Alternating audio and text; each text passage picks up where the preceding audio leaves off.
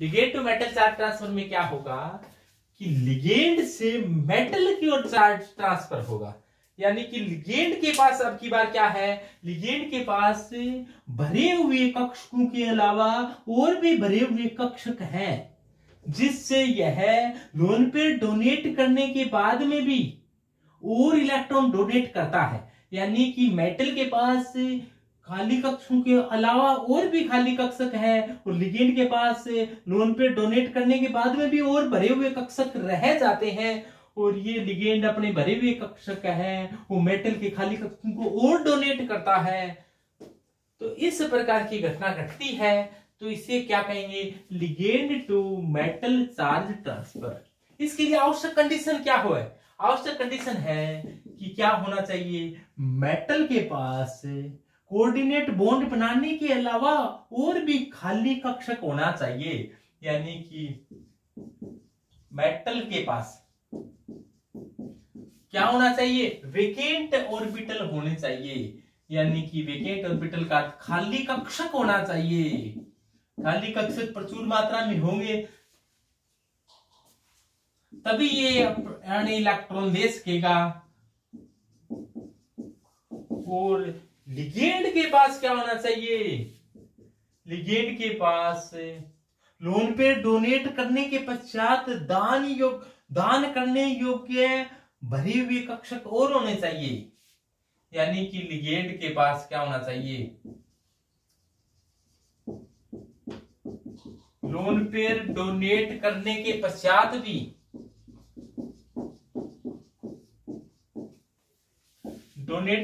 पश्चात भी क्या होना चाहिए, भरे हुए कक्षक होने चाहिए, तभी ऐसी घटना घट सकती है। लिगेंड की इलेक्ट्रोनेगेटिविटी कम होनी चाहिए, लिगेंड की ईएन इलेक्ट्रोनेगेटिविटी यानी कि विद्युत ऋणता कम होनी चाहिए। लिगेंड की इलेक्ट्रोनेगेटिविटी यानी कि विद्युत ऋणता क्या होनी चाहिए, कम होनी चाहिए। और मेटल की क्या होनी चाहिए, अब की बार मेटल की इलेक्ट्रोनेगेटिविटी क्या होनी चाहिए, ज्यादा होनी चाहिए। मेटल की इलेक्ट्रोनेगेटिविटी ज्यादा होगी तभी तो ये इलेक्ट्रॉनों को अपनी ओर आकर्षित कर पाएगा, और लिगेंड की इलेक्ट्रोनेगेटिविटी कम होगी तो ये आसानी से इलेक्ट्रॉन डोनेट कर पाएगा। ऐसी कंडीशन होगी तो एमएलसीटी पॉसिबल हो सकता है। तो एमएलसीटी कब पॉसिबल हो सकता है, इसके लिए होना क्या चाहिए ये आपको बताया।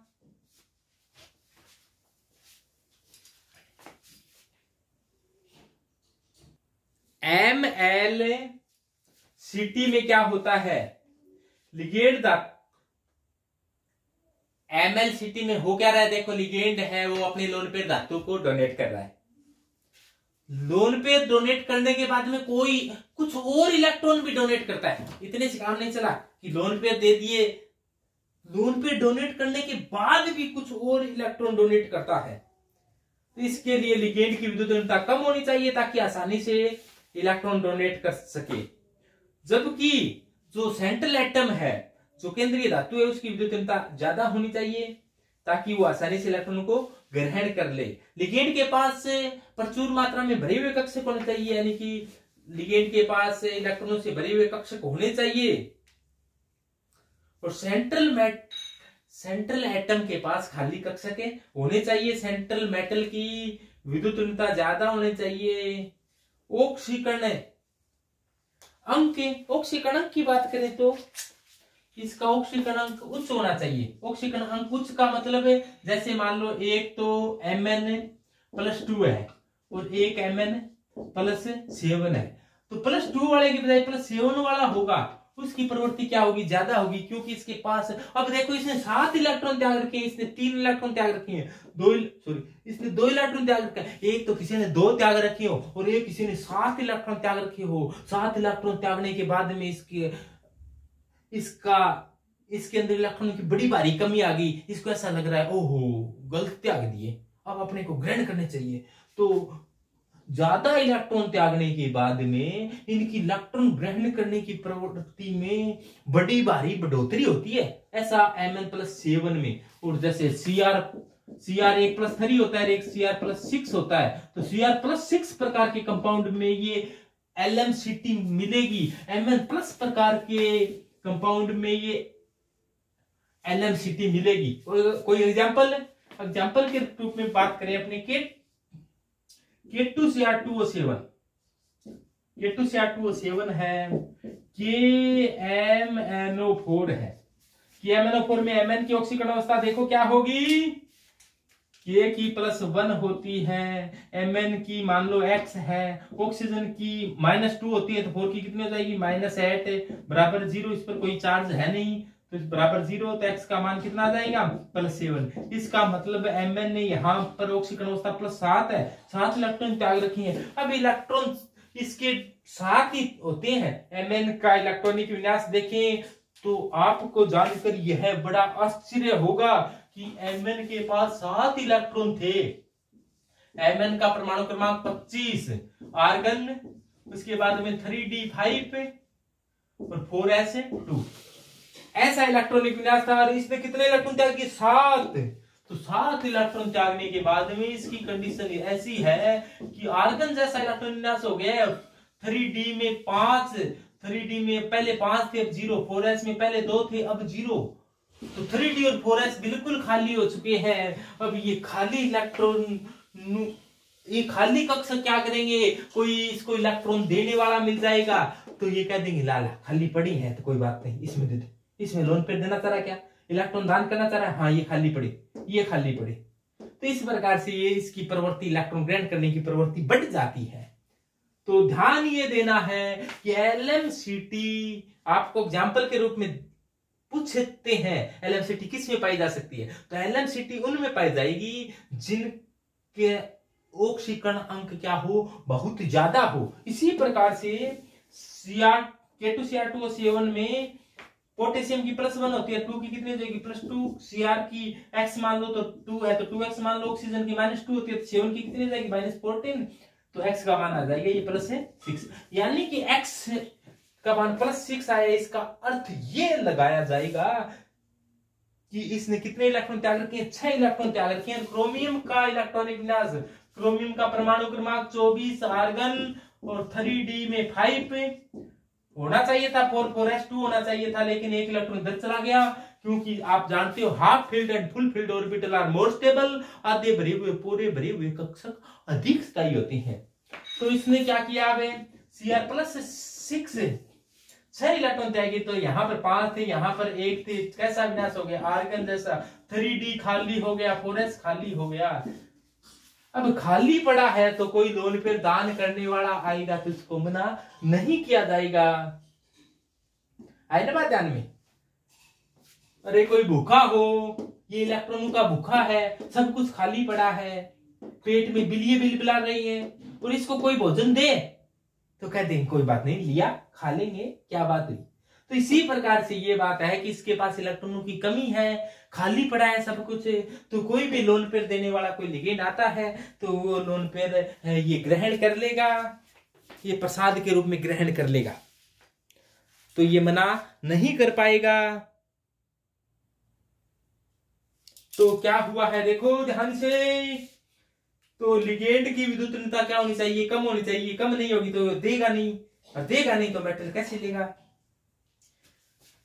केंद्रीय धातु की En भी ज्यादा होनी चाहिए, केंद्रीय धातु है उसकी En विद्युतता ज्यादा होनी चाहिए, ऑक्सीकरण भी ज्यादा होना चाहिए। आयनन विभव, केंद्रीय धातु का आयनन विभव क्या होना चाहिए, ज्यादा होना चाहिए। आयनन विभव का मतलब इलेक्ट्रॉन है वो आसानी से नहीं निकलना चाहिए, ये ले रहा है तो इसकी इलेक्ट्रॉन मुश्किल से निकलना चाहिए, तो केंद्रीय धातु का आयनन विभव क्या होना चाहिए, ज्यादा होना चाहिए।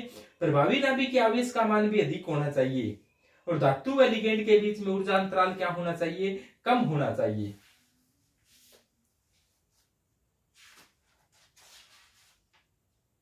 तो देखो क्या कहना चाह रहा है ये, इस बात को समझो कि जेड इफेक्टिव ज्यादा होना चाहिए, किसका जेड इफेक्टिव किसका ज्यादा होना चाहिए, मेटल का ज्यादा होना चाहिए। मेटल का जेड इफेक्टिव का मतलब क्या है? जेड इफेक्टिव क्या होता है? प्रभावी नाभिकीय आवेश, यानी कि परमाणु की नाभिक है वो इलेक्ट्रॉनों पर कितना का आकर्षण लगा रही है, उसी को क्या कहा जाता है? जेड इफेक्टिव, प्रभावी नाभिकीय आवेश। तो जेड इफेक्टिव क्या होता है? जेड माइनस सिग्मा होता है। सिग्मा शिल्डिंग इफेक्ट होता है और जेड क्या होता है? परमाणु क्रमांक होता है, एटॉमिक नंबर होता है। तो जेड इफेक्टिव बराबर जेड माइनस सिग्मा होता है। तो जेड इफेक्टिव का मान क्या होना चाहिए? ज्यादा होना चाहिए एम का। ऑक्सीकरण स्टेट भी क्या होनी चाहिए? ज्यादा होनी चाहिए, प्लस में ज्यादा होनी चाहिए। जैसे अपने एमएन की बताई +7 है, क्रोमियम की बताई। तो अपने थोड़ा सा इलेक्ट्रॉन विन्यास लिख और बताते हैं। जैसे बात करें अपने KMnO4 की, KMnO4 ऑक्सीकरण अवस्था देख ली, इसकी +1 है, इसकी x मान ली, इसकी -2 होती है तो -8, तो x ये मान आ जाएगा +7। Mn का मान +7 आया है, इसका मतलब Mn का परमाणु क्रमांक 25, आर्गन 3d में है 5, 4s में कितनी है 2, 4p खाली है, 4d खाली है, 3d में 5 है। इसका मतलब क्या हुआ है यहाँ पर 1 2 3 4 5, 4s में कितने हैं 2, 4p में खाली है 4p और 4d भी क्या है खाली है। ऐसा है Mn में, Mn25 में। अब क्या हुआ है, Mn ने क्या किया है +7 इलेक्ट्रॉन त्याग दिए हैं, तो ये भी त्याग दिए, ये भी त्याग दिए। अब 3d पूरा खाली हो गया है, यहाँ पर कोई इलेक्ट्रॉन देखने को नहीं मिल रही हैं। और 4s खाली हो गया, 4p पहले ही खाली थे, 4d पहले ही खाली थे, ये सब कुछ खाली पड़ा है। और इसको कोई लिगेंड आ जाए कि मैं लोन पे डोनेट करना चाहता हूं, तो दुनिया भर का सौदा खाली पड़ा है। आप कितने भी लिगेंड आए और अपने लोन पे डोनेट करे तो ये स्वीकार कर लेगा। तो लिगेंड से मेटल की ओर चार्ज ट्रांसफर है वो आसानी से हो सकता है। इसी प्रकार से क्या होगा K2Cr2O7 में, K2Cr2O7 में क्रोमियम का जो ऑक्सीकरण अंक आएगा, पोटेशियम का +1 होता है, 2 का +2 हो जाएगा 2x, और ऑक्सीजन का -2 तो 7 का -14, तो x का मान आएगा +6 है। तो x का मान +6 आएगा, इसका मतलब क्या है क्रोमियम +6 ऑक्सीकरण अवस्था में है।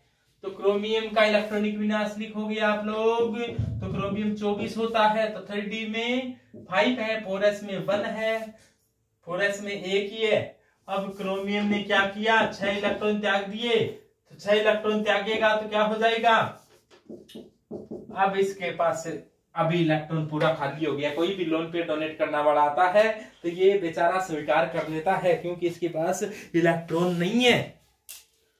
तो इस घटना को क्या कहा जाता है, LMCT कहा जाता है। और यहां पर देखो D खाली है, तो ये D पूरा ही खाली पड़ा है। देखो क्रोमियम में D खाली है, D खाली है तो T2Eg में बट भी जाए, ये खाली खाली, यहां वाला इलेक्ट्रॉन छलांग लगा कर यहां जाए, यहां पर इलेक्ट्रॉन ही नहीं है तो जाएगा कहां, खाली से खाली में क्या ट्रांजिशन होगा। तो यहां पर dd संक्रमण तो नहीं हो सकता, कम से कम dd संक्रमण अपने कहते हैं dd संक्रमण के कारण रंगीन होती है, तो dd इलेक्ट्रॉन ही नहीं है d में, तो dd संक्रमण कहां से होगा, d वाला इलेक्ट्रॉन T2G वाला इलेक्ट्रॉन Eg में कैसे जाएगा। तो यहाँ dd संक्रमण नहीं हो सकता। तो भी अपने जानते हैं कि MnO4 देखा है रंगीन होता है, K2Cr2O7 देखा है रंगीन होता है, K2Cr2O7 नारंगी कलर का होता है, KMnO4 होता है वो महरून कलर का होता है, यानी कि चमकीला रेड कलर का होता है। तो इसका कारण क्या है, LMCT है, यानी कि आवेश स्थानांतरण स्पेक्ट्रा है। आवेश स्थानांतरण स्पेक्ट्रा भी दो प्रकार के होते हैं, कौन सा है एग्जाम में सीधा आ जाता है, कौन सा है MLCT है कि LMCT है, तो LMCT है। तो यहां dd संक्रमण नहीं है तो भी इसका रंग है, देखो कितना सुंदर है।